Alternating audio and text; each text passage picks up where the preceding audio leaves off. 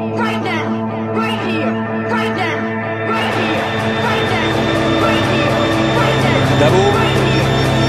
Dabo qui rentre dans la surface pour sa chance. Quel but assez exceptionnel! Mamadou Dabo En relais avec Matuidi. Ouais, c'est une super prise de risque parce que il est quand même très loin du but. C'est un but magnifique. Hein. Là, il arrive à échapper au tacle de Julie. Il frappe, le ballon est pris de l'extérieur. L'Ambron la touche, mais elle va se mettre juste au ras du poteau. Et puis d'abord, il en revient presque pas lui-même tellement il est content. C'est en tout cas hyper bien.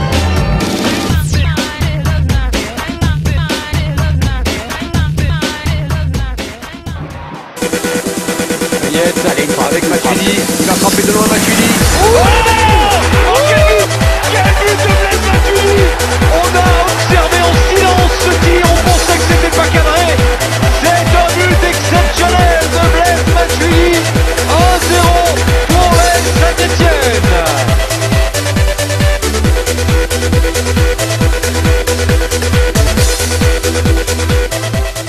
Machado,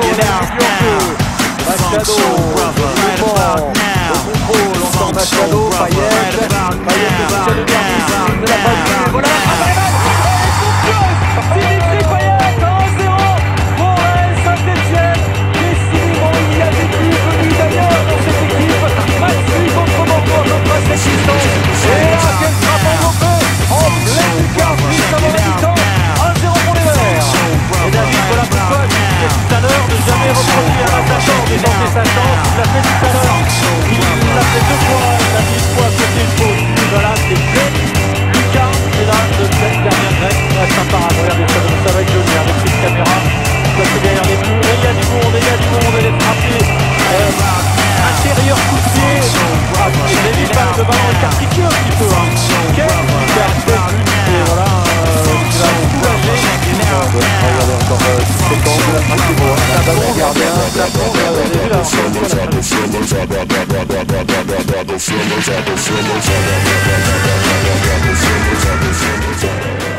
À moins de continuer à jouer comme ça pendant tout le reste du match. C'est ouvert, c'est ouvert pour lui.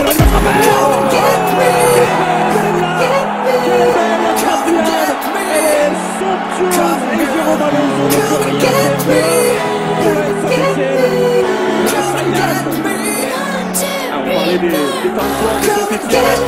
Celui-ci est concrétisé. Un manque de pressing sur le porteur du ballon. Une grande facilité pour Ilan de s'approcher du 18 mètres. Ah oui, ça s'est ouvert comme un petit. Ça ne l'arrêtait pas. Ah, il y a le bon appel de Gomis. Ah, il y a le bon appel de Gomis aussi quand même. C'est Poulard qui est un petit peu statique. Pas monté sur le porteur du ballon. Premier but. Quel frappe, le jeu est absolument rien.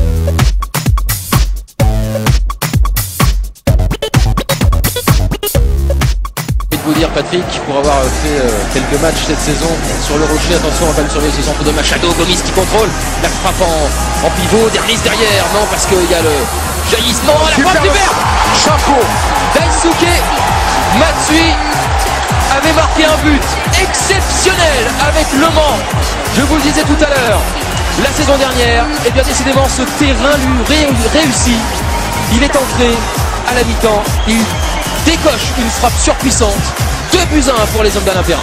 Quelle frappe! Là on voit le gros travail de Gomis et derrière la frappe limpide pure, et j'ai l'impression que Stéphane Ruffier est presque masqué par ses défenseurs, oui. Oui, par Adriano, et il ne peut rien faire, il est battu.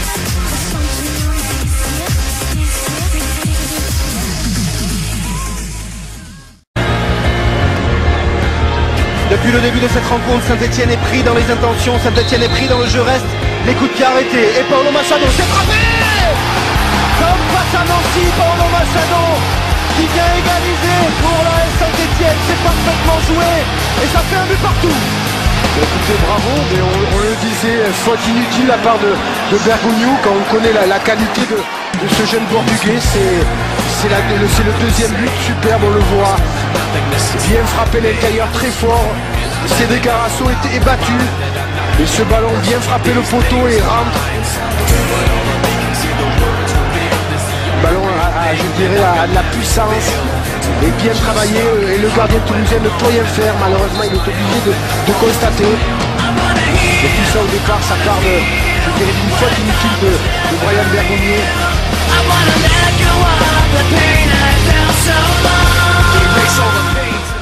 C'est souvent une qualité que les jeunes joueurs n'ont pas. Oui. C'est pour ça que Benzema est aussi exceptionnel, c'est que lui, à 19 ans, avait déjà cet instinct du tueur et du buteur. Ederson, Benzema, Juninho, c'est bien joué, l'extérieur du pied avec la course de Piquon face à Tabou qui revient à Piquon, les longues enjambées et la confiance qui trahit encore une fois Frédéric Piquon au bout de ses 40 mètres de course. La confiance ou sans doute un faux rebond.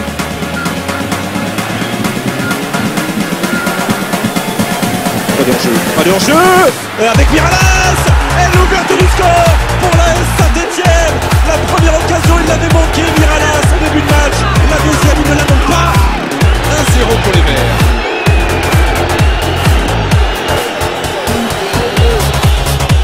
C'est superbe, ça fait suite à une action pour les Lyonnais. Ce ballon récupéré ensuite par les Stéphanois et c'est Ilan qui fait la différence sur ce crochet extérieur.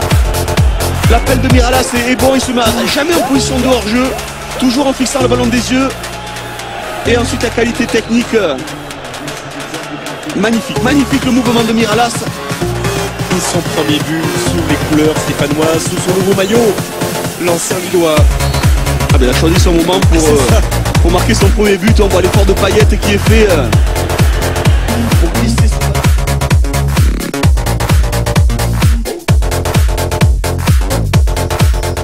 Saint-Etienne a levé l'option d'achat au Football Club de Porto sur le jeune Machado. Machado sur coup franc qui prend son élan, qui enroule directement dans le mur avec une seconde chance. Pied gauche, c'est l'ouverture du score.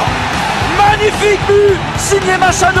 Ce n'est pas passé la première fois sur le coup franc. Pied droit, reprise pied gauche instantanée, ça fait mouche. Laisse Saint-Etienne mène à 0.